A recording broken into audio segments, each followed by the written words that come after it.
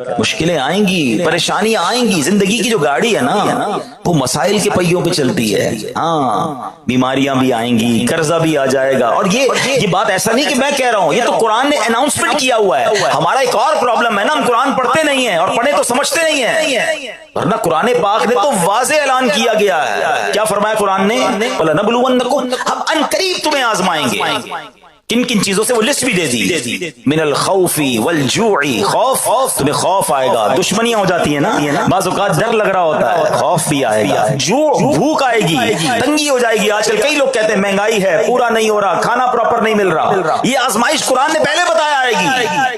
پھر فرمایا کہ تمہارے مال کم ہوں گے، تمہارے جسموں میں پرابلم آئے گی، بیماریاں آئیں گی، تمہارے پھل خراب ہو جائیں گے.